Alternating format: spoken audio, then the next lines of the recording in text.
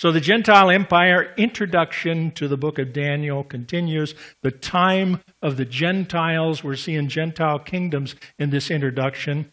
And just before Christ comes, all nations will gather against Israel. Is that not happening today? Even our own president seems to be arrayed against Israel. Today, all nations are lining up in opposition to Israel, setting the stage for Christ's return. Zechariah chapter 12 gives an important clue to the exact time, that event, when all nations will come against Jerusalem. So, Zechariah is a very important book. Talks much about the Messiah. Except for the book of Isaiah, the book of Zechariah is the most messianic book in the Old Testament. Zechariah 12 verse 2 says, "Behold, I will make Jerusalem a cup of trembling unto all the people round about, when they shall be in the siege both against Judah and against Jerusalem." This is speaking of a time that is coming. And we're going to see all the nations going against Jerusalem in these days. And verse 3, "And in that day will I make Jerusalem a burdensome stone for all people. All that burden themselves with it shall be cut in pieces." Dangerous times to go against Israel now. We see that Jerusalem is that burdensome stone in these end times. And we also realize that there are dangerous people that is now surrounding Israel, particularly with ISIS and others there that are, there's genocide. ISIS is doing genocide against Christian peoples today. And they're murdering them, killing them, what have you. So, but anyway, those that goes against Israel will be all those that actually burden themselves. In other words, concern themselves overly concern themselves. And going against Israel, they will be cut in pieces. Though all the people of the earth be gathered together against it. So then in chapter 14, Zechariah again writes that all nations will be gathered against Jerusalem. He says in 14 verse 2, "For I will gather all nations against Jerusalem to battle. Then shall the Lord go forth and fight against those nations as when he fought in the day of battle." Revelation 16 now speaks of this time when all nations will gather against Jerusalem instead of some nations. This is all nations. Does that mean that the United States is part of this coalition that goes against Israel? It seems like it based on what is happening today that we are heading in that direction. So, Revelation 16 verse 12, and this is one of the reasons that if you look at Ezekiel chapter 38 and 39, it names the nations that are going against Israel in the battle of Gog and Magog. But in the battle of Armageddon, it is all nations instead of some nations. So Revelation 16 speaks of this battle of Armageddon, and starting in verse 12, "And the sixth angel poured out his vial upon the great river Euphrates, and the water thereof was dried up, that the way of the kings of the east might be prepared. And I saw 3 unclean spirits like frogs come out of the mouth of the dragon, and out of the mouth of the beast, and out of the mouth of the false prophet." At verse 14 says, "Which go forth unto the kings of the earth and of the whole world, to gather them to the battle of that great day of God Almighty." So these nations are going to be drawn against Israel in this battle of Armageddon. In verse 16, and he gathered them together into a place called in the Hebrew tongue Armageddon. Revelation 19 makes clear that the attack is against the King of Kings. Don't they always attack the King of Kings? That's the message today, that the attack against Israel is attack against the King of Kings and the Lord of Lords. So it's against the King of Kings, Jesus Christ. Notice that this happens when all nations are gathered against Jerusalem. Revelation 19, verse 19, and I saw the beast and the kings of the earth and their armies gathered together to make war against him that sat on the horse and against his army. So, the Antichrist in those times, in these last days, at Armageddon, will go against the King of Kings. How can he hope to win? How can he hope to win? Now carefully notice Revelation chapter 11, verse 2. 11 verse 2 says, but the court which is without the temple leave out, and measure it not, for it is given unto the Gentiles, and the holy city shall they tread under foot 42 months. The above verses indicate that the times of the Gentiles, beginning with Nebuchadnezzar, will not end for Jerusalem until the Lord returns to fight the assembled nations at his second advent. So the times of the Gentiles began with Nebuchadnezzar, and they will go until the Lord returns in his second comings. And why? Why did all of this transpire? I'm talking about Israel. What happened to Israel back in those times, in those days? The sins of Judah. When we talk about Judah, we're talking about Judah and Benjamin.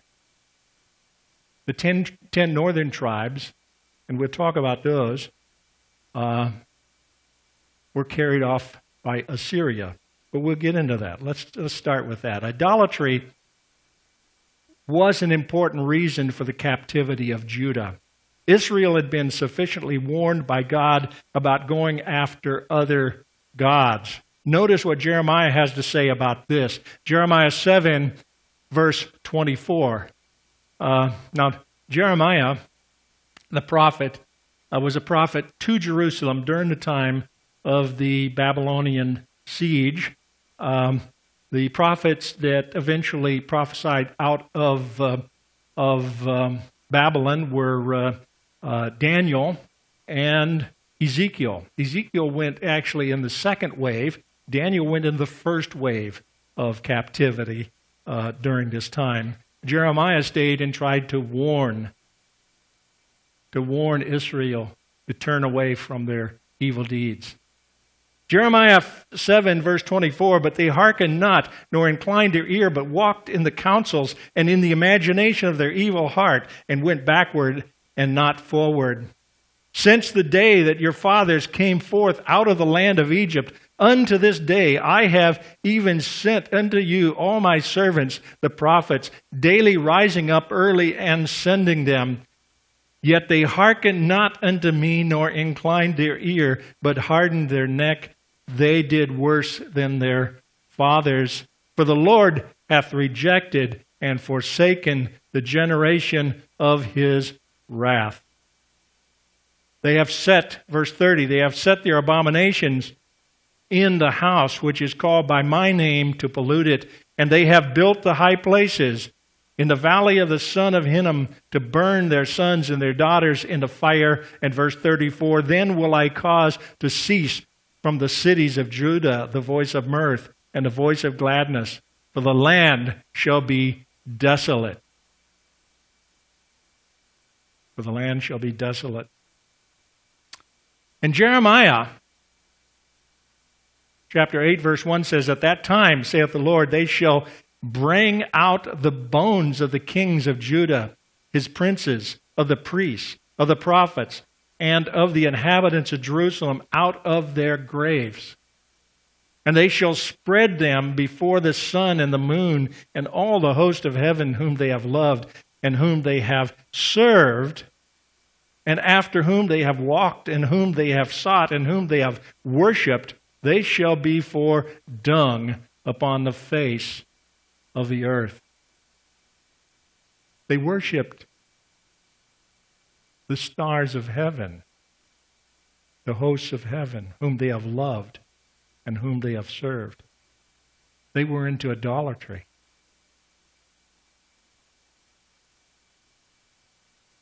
And verse 3, and death shall be chosen rather than life by all the residue of them that remain of this evil family, which remain in all the places whither I have driven them, saith the Lord of hosts.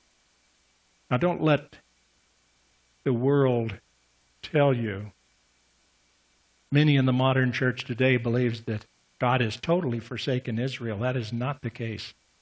The purpose of the tribulation that is coming upon this world is for the salvation of the Jewish nation. And there are many, many Jewish people today that are coming to their Messiah, recognize Jesus Christ as their Messiah and turning to Him. So do not burden yourself with Jerusalem in these last days. Never, never go against God's people. He will deal with them, and He has a time and a place to deal with them, but first, the time of the Gentiles is upon us.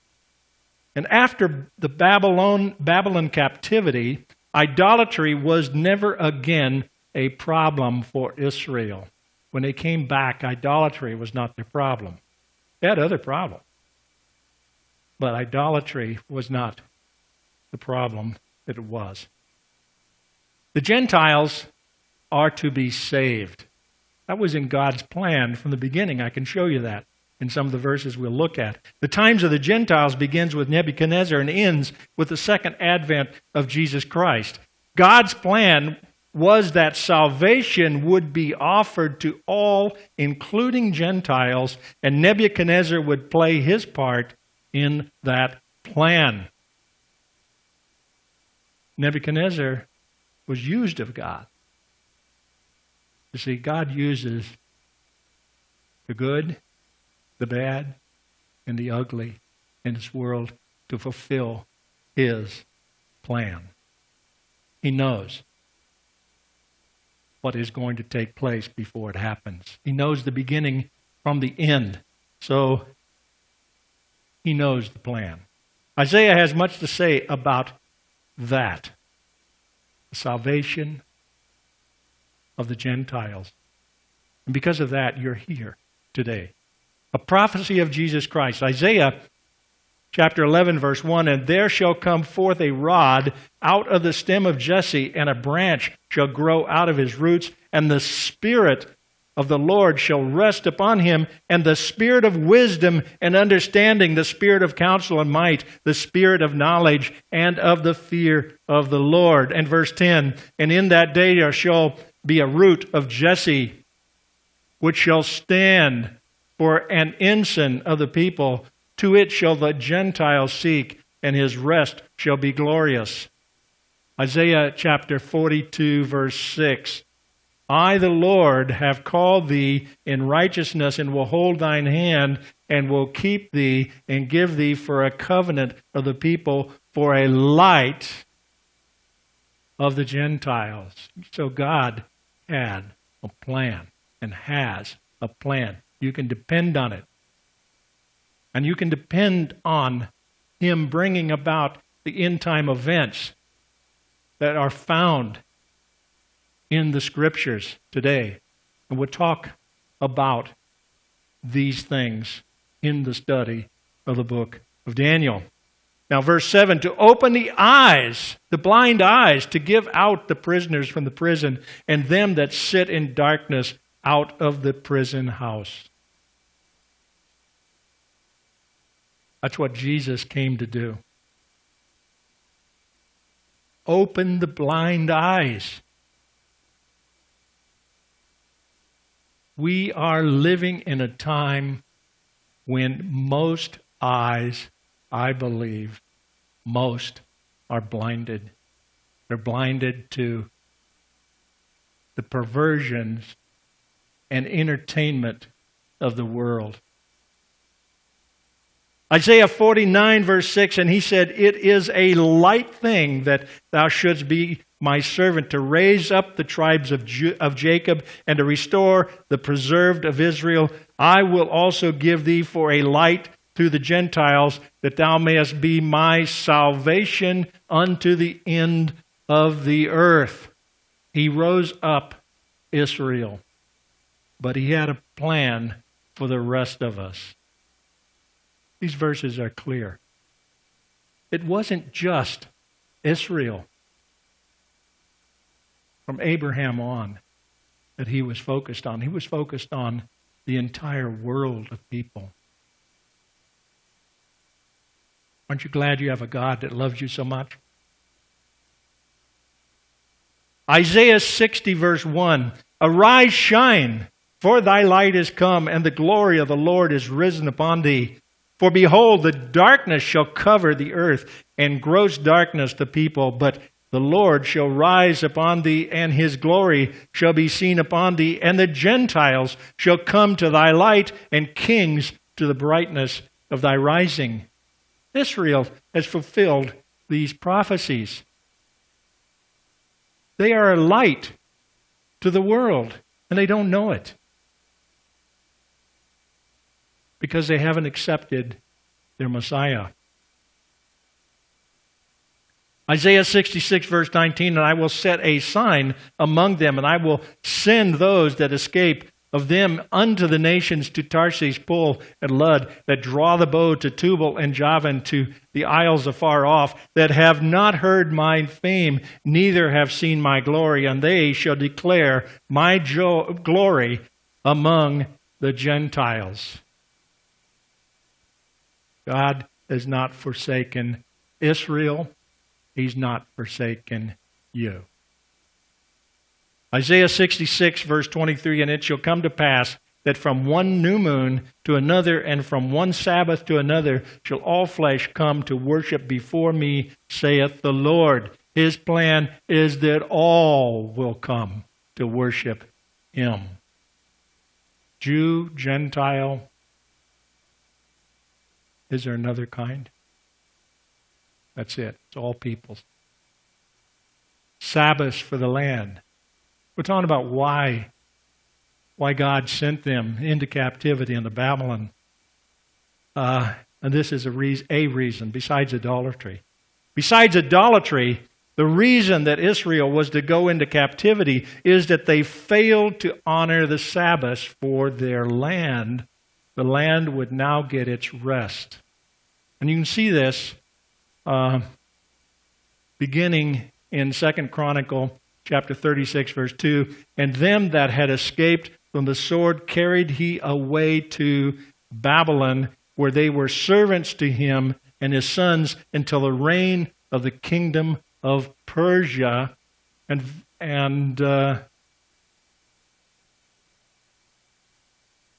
verse 21, "To fulfill the word of the Lord by the mouth of Jeremiah, until the land had enjoyed her Sabbaths." Until the land had enjoyed her Sabbath. 70 years.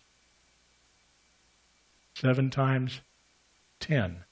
70 years of Sabbaths. For as long as she lay desolate, she kept Sabbath to fulfill 70 years, to give the land rest. They were so greedy that they wouldn't even give their land rest.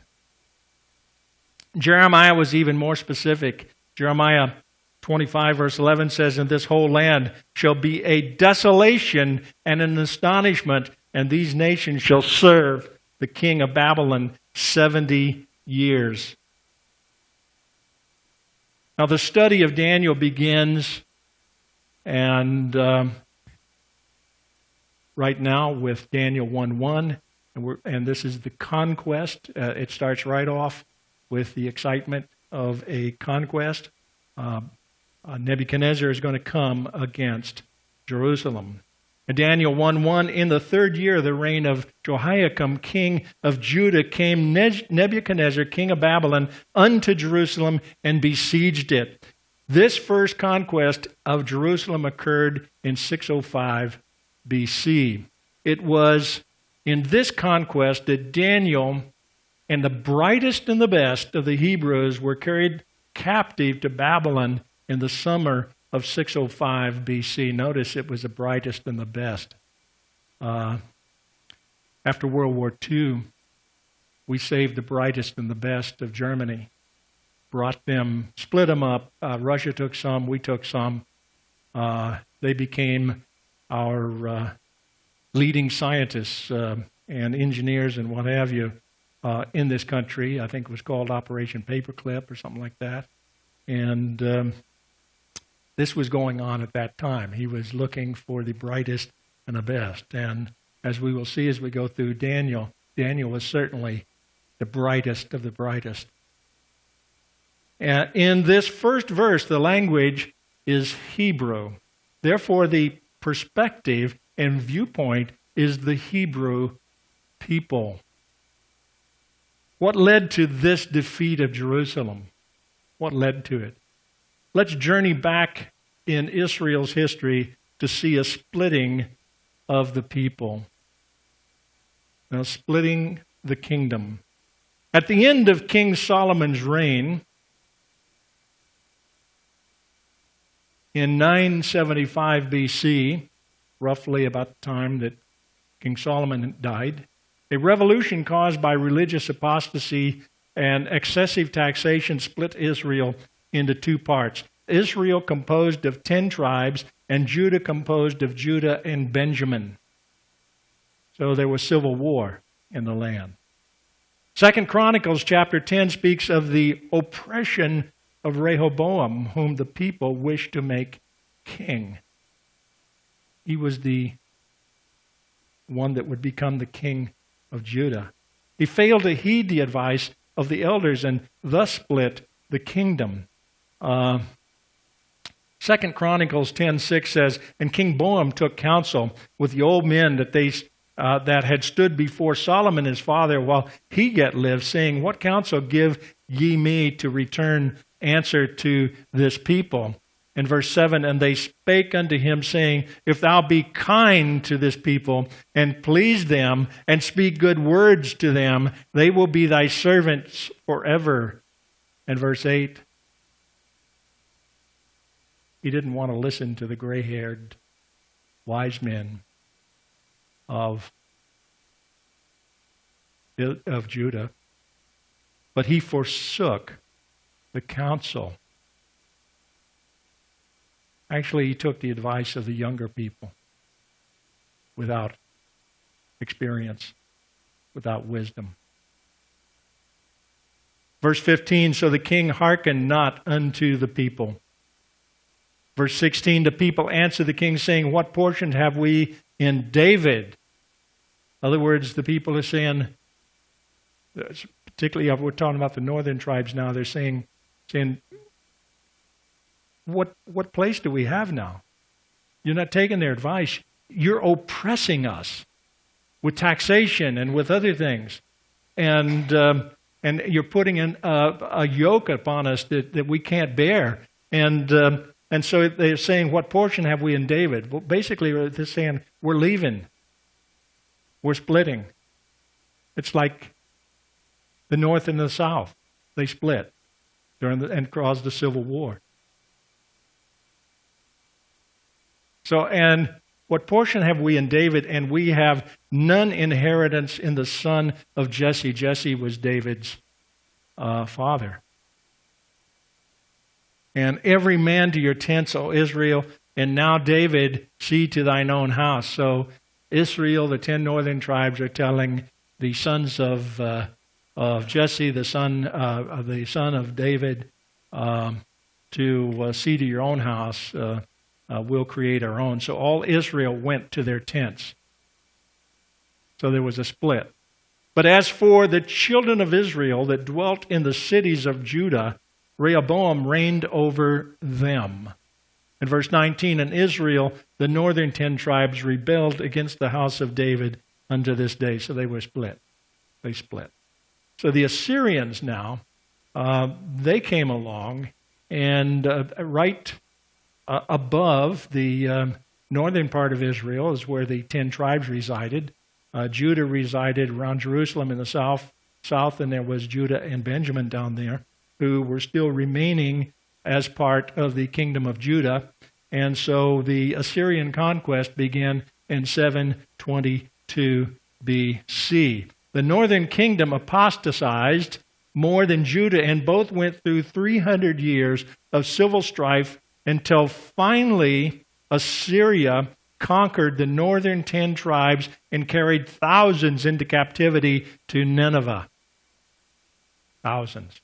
A remnant escaped into Judah. The Assyrians sent aliens into Israel, the northern kingdom, to mix with the remaining people to further assure the destruction of the country and people. Aliens came into the land. They sent aliens into the land that did not think the same way that the Israelites did. They did not worship the same gods to destroy the country. That's why your borders need to be protected in your land, because it dilutes your land from its original purpose.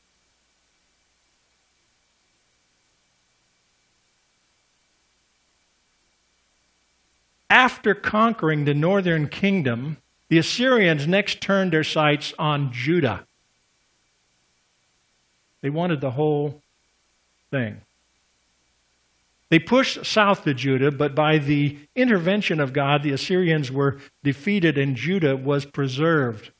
God was going to give them one more chance.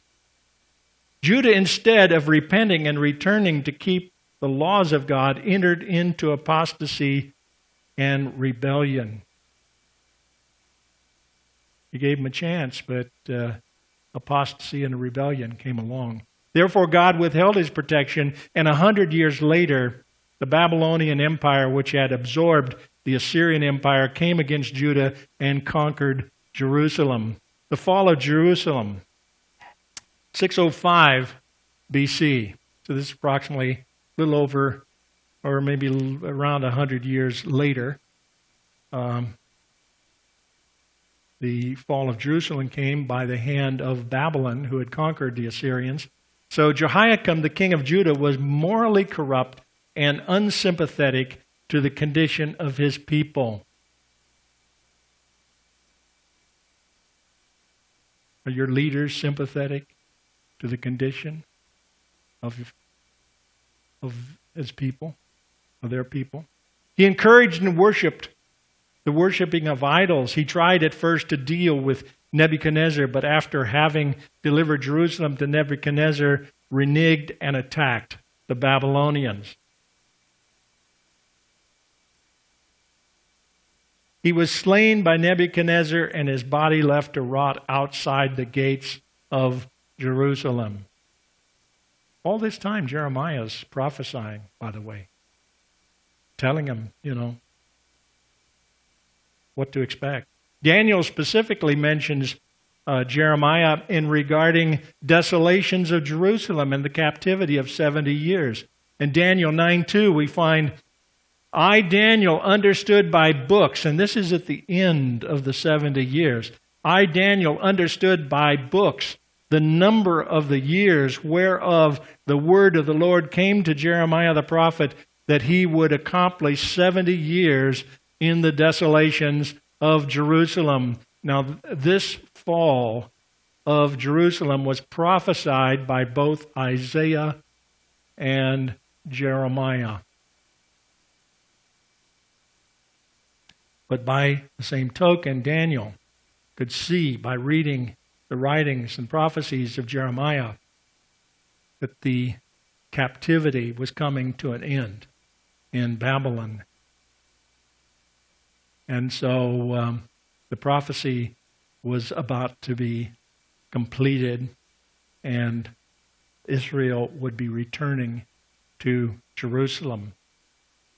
God sends them out, but he always brings them back. They're back in the land now. Those that haven't returned are able to return if they choose. Captivity, tribulation, and promise.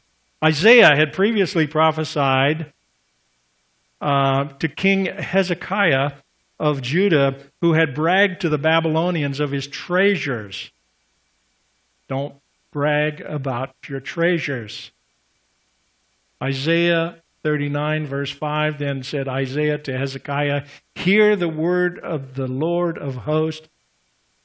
Behold, the days come that all that is in thine house, and that which thy fathers have laid up in store, until this day shall be carried to Babylon, nothing shall be left, saith the Lord." Your treasures are nothing. They can disappear in the snap of a finger. You're not taking them with you when you leave this earth. So do not brag about your earthly treasures. Just keep studying the scriptures and acknowledging Jesus Christ did it all. And because of him, you'll have treasures beyond imagination after you die. But when you die, you will live. Regarding the people of Judah and the treasures, Jeremiah prophesied. Jeremiah 20, verse 4, "For thus saith the Lord, Behold, I will make thee a terror to thyself, and to all thy friends, and they shall fall by the sword of their enemies, and thine eyes shall behold it. And I will give all Judah into the hand of the king of Babylon, and he shall carry them captive into Babylon, and shall slay them with the sword." Regarding Jerusalem, Jeremiah 21 verse 10 says, "For I have set my face against this city for evil, and not for good, saith the Lord. It shall be given into the hand of the king of Babylon, and he shall burn it with fire." The Jews are to serve the king of Babylon. Jeremiah 25 verse 11, "And these nations shall serve the king of Babylon 70 years. Jeremiah 28:14, "For thus saith the Lord of hosts, the God of Israel, I have put a yoke of iron upon the neck of these nations, that they may serve Nebuchadnezzar, king of Babylon." God would bring Israel again to Jerusalem after 70 years captivity. He always does. Jeremiah 29:10, "For thus saith the Lord, that after 70 years be accomplished at Babylon, I will visit you and perform my good word toward you, in causing you to return to this place." Verse 14, "I will gather you from all the nations and from the places whither I have driven you, saith the Lord, and I will bring you again into the place whence I caused you to be carried away captive." This has been always a promise of God. When Israel would disobey, he told them that he would scatter them from the land. But the land was theirs as an inheritance. He never took that away from them. He just scattered them off of it. And while the land was barren this last time, there was only nomads that were roaming across the land of Israel. It was a barren wasteland. Mark Twain traveled to Jerusalem, and he said you couldn't hear a sound at the gates of Jerusalem. It was empty. Until God brought Israel back after World War II, planted them back in their land, and suddenly it became a garden place for the rest of the world.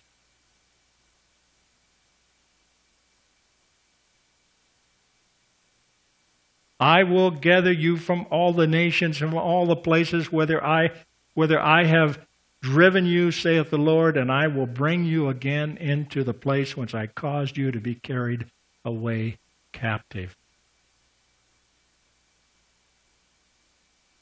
That the Jews are back in the promised land is one of the greatest witnesses you have to the truth of the Scriptures. Just as Israel went into captivity for 70 years and was restored by God, there will be 7 years of tribulations, during which time the Antichrist will kill and oppress. Daniel 9:27, and he, Antichrist, shall confirm the covenant with many for 1 week, 7 years, and in the midst of the week, 3.5 years, he shall cause the sacrifice and the oblation to cease, and for the overspreading of abominations he shall make it desolate, even until the consummation, and that determined shall be poured upon the desolate. After the tribulation, Jesus Christ will return to set up his kingdom of righteousness. The Daniel 9:27 is one of your clearest indications of the 7-year tribulation. And that the Antichrist will have his sway during that 7-year period, and that he will have that sway for 7 years, and that's very clearly laid out in there. This is one place that Jesus mentions in Matthew chapter 24, verse 15, referring back to Daniel for the abomination of desolation. So Jesus himself is validating this scripture as being factual and yet to come, future. Daniel chapter 1, verse 2. Daniel 1, verse 2, and the Lord gave Jehoiakim, king of Judah, into his, or Nebuchadnezzar's hand, with part of the vessels of the house of God, which he carried into the land of Shinar, to the house of his God, and he brought the vessels into the treasure house of his God. Higher critics have said that there is no evidence for Nebuchadnezzar putting captured treasures in his houses of worship, but archaeology has confirmed that Nebuchadnezzar always put his choicest spoils in his house of worship. The house of his God was a house of his god Marduk. Putting the vessels in the house of Marduk would be a gesture attributing the victory to Marduk. During this time, Solomon's temple was profaned with idols, after which it was completely destroyed. Josephus, historian and priest of the first century, gives a fuller account of this event. Listen what he says.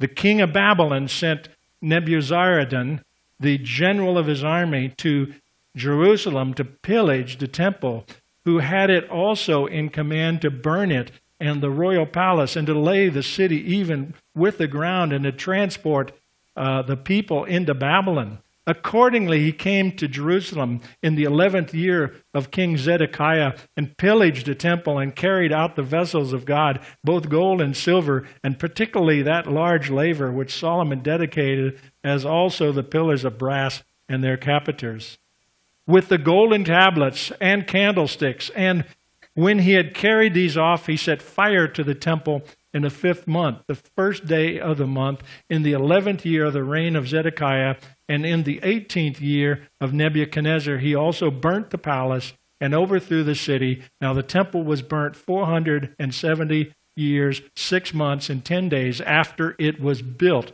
It was then 1,062 years, 6 months, and 10 days from the departure out of Egypt. Well, they kept accurate records of that. The general of the Babylonian king now overthrew the city to the very foundations, and removed all the people, and took for prisoners the high priest Sariah, and Zephaniah, the priest that was next to him, and the rulers that guarded the temple, who were 3 in number, and the eunuch who was over the armed men, and 60 other rulers, all whom together with the vessels they had pillaged, he carried to the king of Babylon. So the king commanded the heads of the high priest and of the rulers to be cut off there.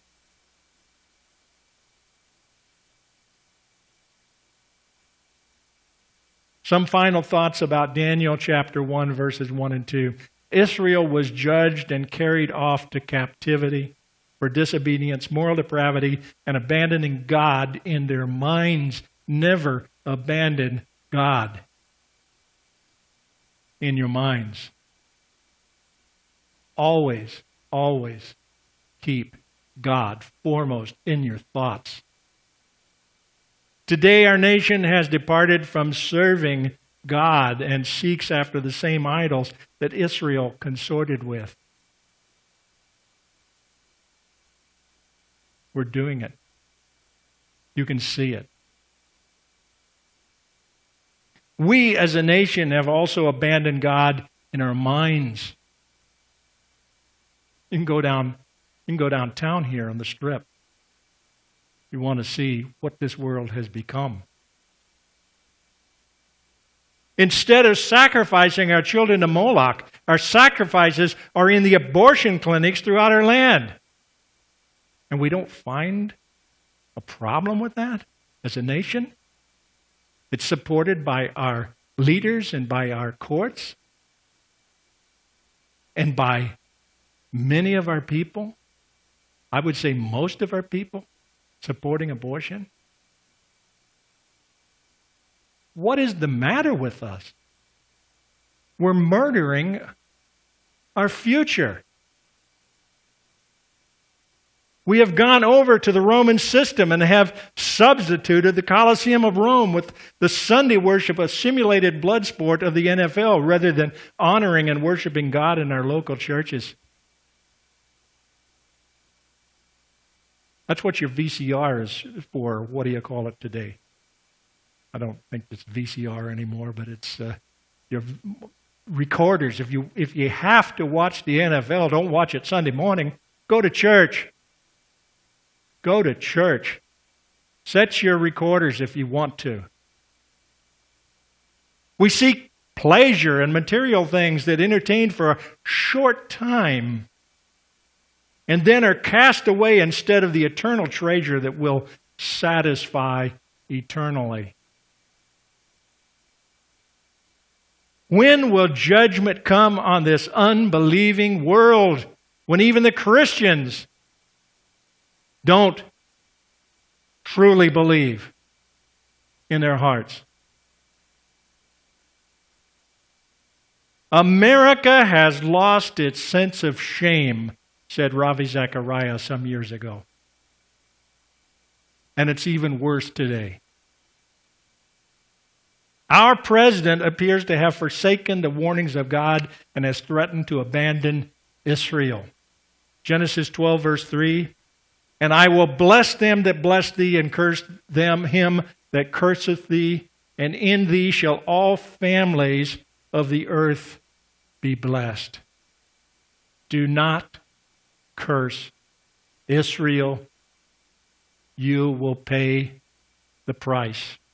Judgment is sure to come.